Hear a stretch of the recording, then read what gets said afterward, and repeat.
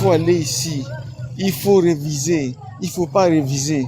Moi, j'aurais voulu savoir que techniquement, scientifiquement, et qu'on élève notre connaissance à leur niveau. Eux, ils ont tellement de connaissances, qu'ils ont tellement de revendications, pour nous dire dans quel contexte on situe cet article. Quand j'ai posé ça, tous ceux qui sont intervenus après, personne n'est allé dessus. C'est désolant. Vous autres là, vous autres qui citez les textes sans les lire, et tout à l'heure j'avais dit ça au départ. C'est pour ça, j'estime bien que nous autres là, on doit emprunter aussi les mêmes raccourcis que vous. Vous faire comprendre qu'en réalité, vous ne comprenez rien de ce que vous revendiquez. Et ce n'est pas de notre faute. Parce que nous savons en réalité ce que vous cherchez au bout. Vous les gens qui êtes dans l'opposition, qui vous dites que vous faites de l'opposition aujourd'hui, on sait ce que vous recherchez. Vous cherchez à créer une condition, une situation de désordre, d'incapacité, pour y entrer, pour estimer, pour espérer profiter.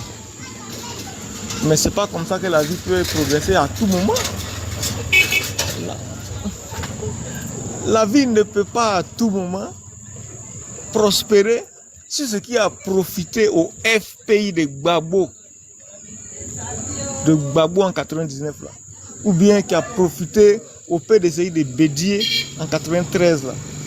La vie ne peut pas toujours revenir dans ce sens-là. Pardon, messieurs. Ce flou artistique-là. Aujourd'hui, si vous estimez que vous êtes tellement connaisseur, que vous êtes tellement en mesure, mieux placé, mieux connaisseur que le président de la commission électorale, pour tellement expliquer les choses, pour les dire comme il faut, mais expliquez-moi cette disposition que moi-même je ne comprends pas, qui est juste à l'alinéa 2 de l'article 11 du code électoral, qui dit que la liste électorale provisoire doit être proclamée au plus tard 3 mois avant l'élection. Mais quelle élection? Est-ce à dire que donc, au regard ou à la lecture du code électoral, aussi longtemps qu'il n'y a pas d'élection, il n'y a pas de révision de la liste électorale?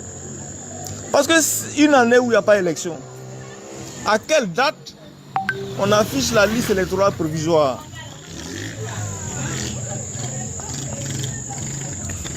Au regard de l'alinéa 2 de l'article 11, à quelle époque? Partons par exemple en 2024. À quelle époque? Puisqu'il n'y a pas d'élection en cette année-ci. Ou alors, l'article 11 voudrait dire implicitement que quelle que soit la révision que vous faites, quelles que soient les années sur lesquelles elle est exposée, elle est étendue, il faut que vers sa finition, elle soit à telle date de l'élection qui vient. Parce qu'on n'a pas marqué quelle élection. On dit juste de l'élection. On n'a pas dit présidentielle. On n'a pas dit législative. On n'a pas dit régionale. On n'a pas dit municipale. Dans cet alinéa 2 de l'article 11. Parce que vous ne lisez même pas les textes. Aujourd'hui, quand tu demandes aux gens qui disent constitution, quand tu leur demandes, ils vont seulement te dire l'article 35. Or, quand ils disent l'article 35, ils parlent de la constitution de 2000. Ils ne savent même pas que le texte a changé de numéro pour la constitution de 2016. Et c'est 2055. Mais même ceux qui sont à jour, quand ils vont te parler de constitution, c'est pour juste parler de l'article 55 et de l'article 183. Ils ne savent pas que la Constitution compte 184 articles. Les autres, ça ne les intéresse pas. Ils ne savent pas que c'est aussi important, le pays. C'est le même cas qu'on est en train de vivre. Tonton Guizot, une minute pour chuter, s'il vous plaît. La loi dit qu'il faut. Mais la loi dit qu'il faut faire quoi exactement? Donnez-nous la loi du début jusqu'à la fin. Si vous arrêtez sur un seul article, c'est que vous ne connaissez pas la loi et que vous n'êtes pas fondé à invoquer la loi au devant de nous autres. Merci beaucoup. Monsieur Jean Gaufré, Oui, on est sûr, il a fait une digression parce que si tu viens par une motion, on va ok. repartir dans l'ancien débat. Entends, le Il débat a est parlé de posé. 93 là, le flou qu'il a parlé de 93 là. Je Oui, voulais non, mais je veux qu'on de quel avance sur la flou, thématique qui de est quel là. flou il voulait parler en Non, 93. non, il De faut quel qu'on flou? avance sur la thématique qui est là. C'est mieux. Sinon, après, on va s'éparpiller, quoi. Voilà, en fait. Grand frère Vinci, bonsoir. Oui, bonsoir, bonsoir. Je vous donne 6 minutes, il est 58, et vous finissez à 21h04. Merci. Allez-y pour votre temps de parole. Alors, euh, les gens le frère qui vient de parler tout à l'heure, comme si, Excusez-moi. Les gars en bas, tapotez. S'il y a des opposants en bas qui veulent débattre, n'hésitez pas à faire vos demandes. On va vous prendre. Voilà. Allez-y, monsieur Vinci. le frère qui vient de parler, qui se fait les connaisseurs, il pense que on ne peut pas publier une liste électorale avant 3 mois avant, mais il y a une jurisprudence qui fait que on a fait la liste électorale, on a fait le recensement en juin et on a fini à juillet et pourtant on est allé aux élections. Donc c'est faisable avec une bonne volonté politique. Maintenant, tous les arguments que les gens sont en train de soulever, juste parce que ils savent très bien que ce sont pour des calculs politiques que le RHDP, RDR, ne veut pas aller aux élections. Ce sont des calculs politiques. Le RDR a atteint son plein d'électeurs actuellement. En Côte d'Ivoire, ils ont déjà recensé sur l'ensemble du territoire, ils ont recensé leurs électeurs. Et donc, là où ça leur fait mal, parce qu'il y a un engouement et des gens attendent pour pouvoir s'enrôler, et donc tout ce qu'ils sont en train de trouver comme argument juridique, c'est quel moment, pas quel moment. Mais si dans le passé, on a fait l'enrôlement en juin, presque un mois, de juin à juillet, et on est allé aux élections en octobre, pardon. Cela est faisable avec un peu de volonté politique. Mais ils n'ont pas cette volonté politique parce qu'ils veulent rester toujours dans le flou. Même quand on parle de faire l'audit de la liste électorale, c'est toujours eux qui disent que non, on ne doit pas le faire. On a trouvé des anomalies, des mamans qui ont presque 500 enfants, des papas centenaires qui sont sur des décès, qui sont sur les élections et sur la liste électorale. On a dit de faire ce. Ils ont toujours trouvé des arguments que non, il ne faut pas le faire parce que bon, il n'y a pas assez d'informaticiens. Mais écoutez, si vous voulez que quelque chose soit très clair, en si peu de temps, la CI peut engager des informaticiens en Côte d'Ivoire pour croiser les dates et puis Tu es tombé là. Qui l'a fait tomber, s'il vous plaît? On peut parler des référendums? Oui, écoutez, c'est référendum, je vais les faire. Le monsieur est tombé, je ne sais pas qui l'a fait tomber. On va évoluer dans le débat. Les gars, l'autre débat est passé, il y a la thématique qui est là. L'autre s'est expliqué. Essayez de débattre dessus. Il ne faut pas qu'on s'éparpille. Monsieur Ibson, Ibson Dina, bonsoir. Oui, bonsoir, bonsoir. Allez-y pour votre temps de parole. D'accord. Oui, dites-moi. J'ai dit bonsoir à tout le monde sur le panel. Je veux savoir c'est sur le cas de la rébellion ou bien on revient encore sur le cas des élections. Parce que comme tu as dit tout à l'heure, je sais pas, les gens sont allés, ils sont repartis encore dans l'ancien débat. Monsieur Lucas, est-ce que vous êtes là? Monsieur Ciotti, bonsoir. En gros, vous voulez faire du Trump en France. Monsieur Lucas. On continue sur la thématique. On ne revient pas sur l'ancienne thématique. Tous ceux qui vont parler ancienne thématique, les modérateurs vont les descendre.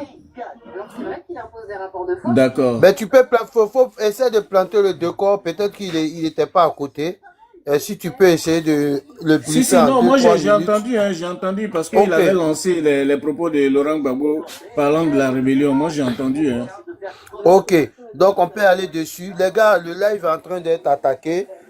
Ça descend. Tapotez s'il vous plaît, tapotez et partagez à vos amis dans les inbox pour qu'ils viennent débattre. Ceux qui sont là, parler en bas là, c'est en haut, ça se passe. Donc montez, vous allez venir débattre. Allez-y, monsieur Ibson. Je vous donne 6 minutes, D'accord. vous finissez à 8. D'accord, merci beaucoup. Peut-être j'ai fini avant même parce que je dis bonsoir à tout le monde, bonsoir à Kokora sur le panel. Alors, en fait, moi, j'ai une idéologie, je vais pas dire une idéologie, j'ai une idée concernant la rébellion. Pour moi, tant qu'on n'a pas fait vraiment le bilan de tout ce qui s'est passé,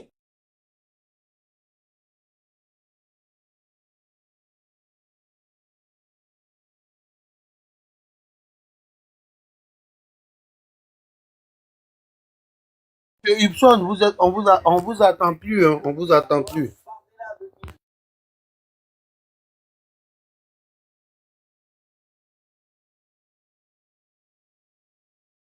En train de faire tomber les gens, les gens tombent là, c'est pas bien. Monsieur Fizino, vous êtes là? Qui pour remplacer Bérou? On va Ah, il est revenu. Ibsondia, oui, oui, oui. Comment je suis tombé, mais bon, ok, vas-y. d'accord. Donc, je disais que tant qu'on n'a pas fait l'historique des événements de la Côte d'Ivoire, déposer sur une table, s'expliquer réellement, et ça va toujours continuer. Parce que à l'arrivée de M. Laurent Gbagbo en Côte d'Ivoire, on a dit que l'arrivée de Laurent Gbagbo en Côte d'Ivoire va nous apporter la paix. Et quand il est venu, on a commencé à ressasser le passé. Donc moi, je pense qu'il faut qu'on mette tout ça sur la table et s'expliquer réellement. Parce que dans l'élément que Lucas a présenté tout à l'heure, on entendait M. Laurent Gbagbo dire que la guerre que vous avez envoyée, je l'ai contenue. Mais quelle guerre? Donc, je vais faire l'effort de faire un peu l'historique sous le contrôle de M. Kokora, qui sait qui je suis. Je vais faire un peu l'effort de faire l'historique de cet événement. Alors, comme il y avait un frère tout à l'heure, Vinci, qui a parlé de 99. Mais au coup d'État de 99, quand le coup d'État s'est passé, tous les opposants à M. Bédier ont salué le coup d'État, y compris M. Laurent Gbagbo qui a dit que c'est un coup de pouce à l'avancement de la démocratie. Et après, on a commencé à accuser le président Alassane Ouattara comme quoi, qui était le commanditaire de ce coup d'État. Et je me souviens que le président Alassane Ouattara, faisant une interview devant des journalistes, a dit ceci. Quel est cet homme sur terre qui est suffisamment courageux à aller faire un coup d'État au profit de quelqu'un d'autre? Donc, monsieur Alassane Ouattara commandite un coup d'État et lui, ça ne le profite pas. Donc, ça, c'est une parenthèse du coup d'État de 99. Alors, on va continuer avec M. Gueye, qui, lui, les jeunes gens qui ont fait le coup d'État l'ont mis au pouvoir, et à un moment donné, se retourne contre ces jeunes gens, notamment sur le complot du cheval blanc en milieu de l'année 2000. Donc, ces mêmes jeunes, se sentant frustrés, sont allés se réfugier au Burkina. Et c'est ces jeunes-là qui vont revenir après dans un coup d'État.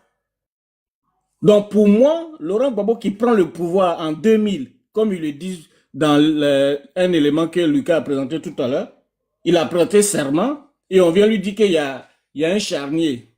Mais au-delà du charnier, ce qu'on voulait entendre pour apaiser, pour passer un peu tout ce qui s'est passé depuis 1999 jusqu'aux élections de 2000, mais la chose aurait voulu qu'il rappelle ces jeunes gens qui sont allés se réfugier, qui du jour au lendemain vont se retourner contre la Côte d'Ivoire. Quoi qu'on dise, c'est leur patrie.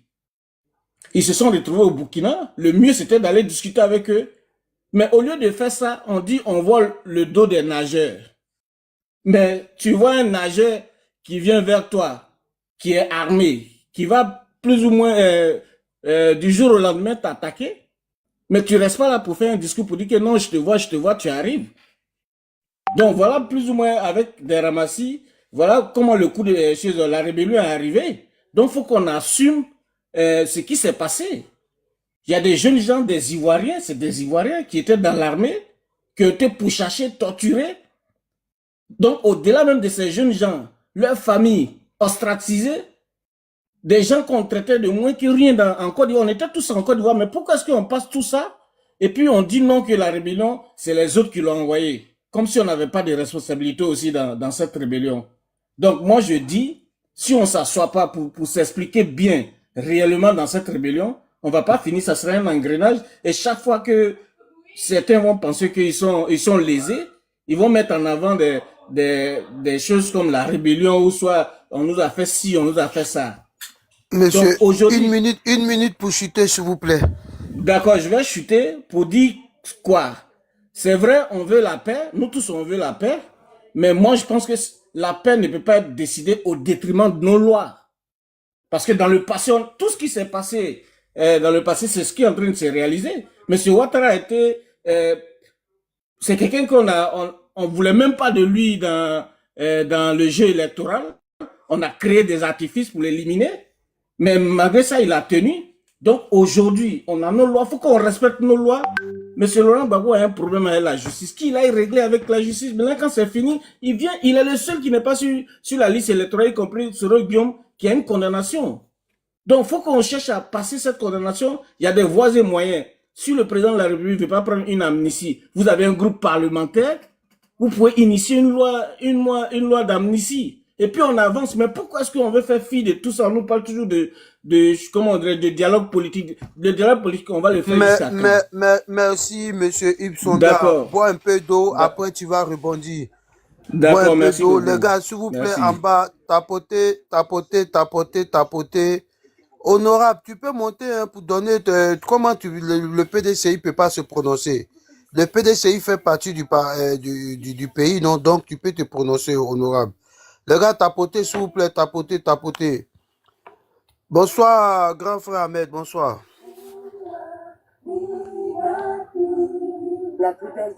Monsieur Ahmed, vous êtes là? Oui, je suis là. Allez-y pour 6 minutes. Oh, mais Il est 9, vous finissez à 15. Salut tout le monde, salut Kokora du passage. Ok, donc moi on a écouté l'ex-président Laurent Gbagbo, hein, qui revient encore sur la rébellion et tout. Moi, ce que je constate, c'est que le président Laurent Gbagbo, quand il arrive, il n'a pas fait son bilan, il n'a pas fait sa mise à jour en fait.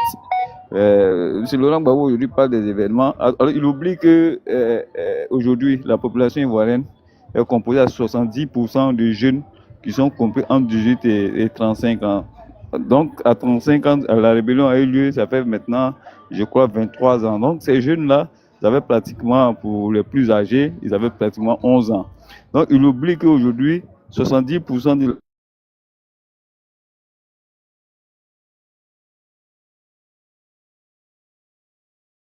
la population ivoirienne ne se sent pas forcément concernée. Alors, il y a eu un appel. Voilà. Il oublie que 70% de la population actuelle ne se sent pas concernée aujourd'hui par son discours. Je pense qu'il gagnerait si véritablement il veut encore reconquérir le pouvoir, en tout cas en ce qui concerne le PPACI, parce qu'en ce qui le concerne personnellement, je ne crois plus. Mais en ce qui concerne le PPACI, s'il veut véritablement reconquérir le pouvoir, il va falloir qu'ils adaptent ils adaptent leur narratif à la situation actuelle. Voilà, moi je pense que Laurent Gbagbo est un peu dépassé. Il est un peu dépassé par les événements. Hein. Aujourd'hui, il ne se rappelle même pas exactement des dates. Je me demande même si encore il a la mémoire encore, parce que quand on le écoute dans les meetings, à chaque fois, il va demander à côté, avoir la certitude sur certaines dates, sur certains événements. Alors, c'est pas sur Laurent Gbagbo, là, on a connu un historien qui se rappelait de toutes les dates. Aujourd'hui, il a du mal à se rappeler de certains événements, à se rappeler de certaines dates.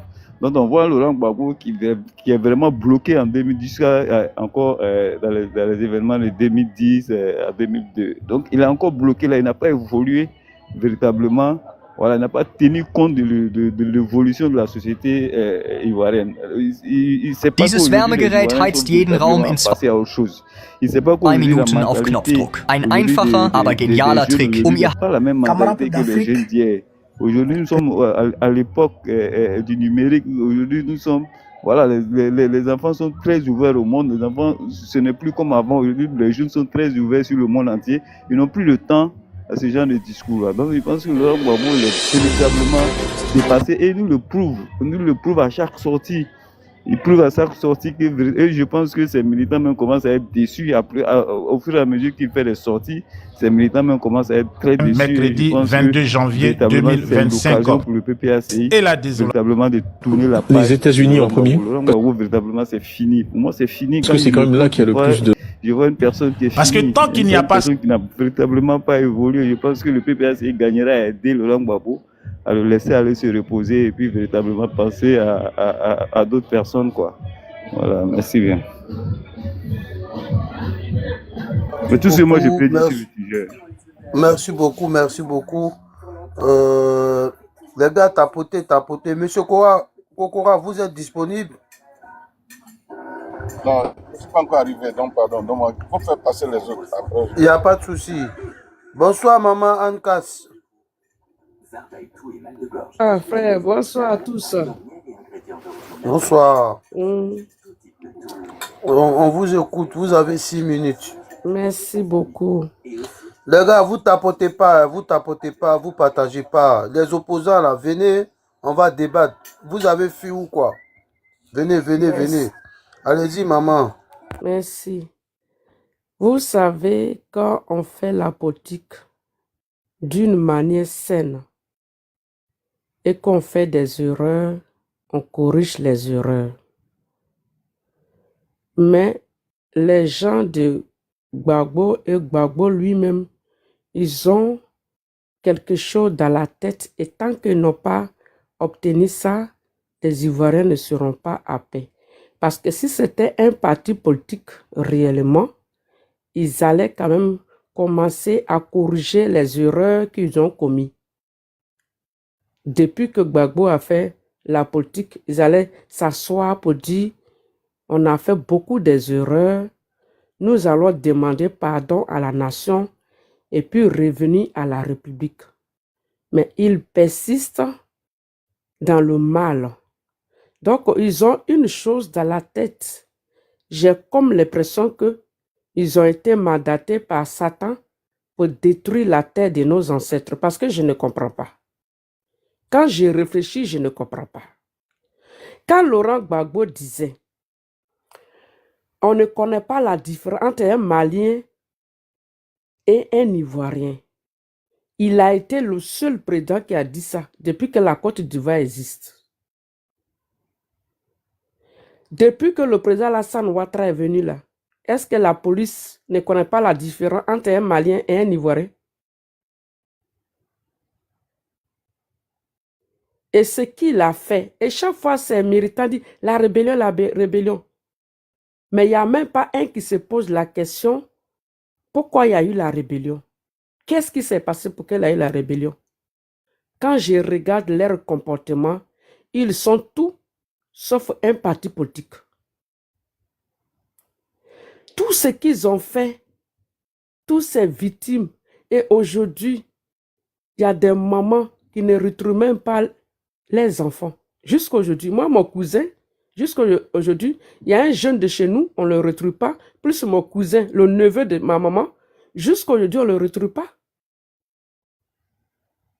Ils sont venus au pouvoir avec le mal. Mais ils ne parlent jamais de ce mal. Ils ne parlent jamais de toutes ces victimes avant la rébellion. Jamais. Ils sont tout sauf un parti politique. Tout. Donc, faisons tout pour garder la paix que Dieu nous a donnée à travers le président Alassane Ouattara. N'espérez même pas que le PPACI va devenir parti politique un jour. Non. Quand le journaliste a demandé à Laurent Gbagbo concernant l'argent qu'il a donné à Jacques Chirac, il a dit c'est du passé, de ne plus en parler. Alors pourquoi ces militants reviennent toujours au passé? Pourquoi lui-même il revient toujours au passé? Tant qu'ils n'ont pas atteint leur objectif, ils ne vont pas s'arrêter. Donc, on ne pensez pas que c'est un parti politique. C'est des gens que le diable a mandatés pour détruire la terre de nos ancêtres. Et tant que la Côte d'Ivoire n'a pas été détruite, ils ne vont pas abaisser les bras. Et c'est pour cette raison que nous, aussi, on doit tout faire pour ne pas que ça arrive. Parce que quand Dieu nous crée sur la terre, je vais chuter par là pour vous dire, on commet des erreurs, on corrige les erreurs et on devient meilleur. Mais ils ne sont même pas prêts à corriger les erreurs, ils persistent dans le mal, ils ont toujours des propos guerriers et ils sont dans leur gamme et ils ne sont pas conscients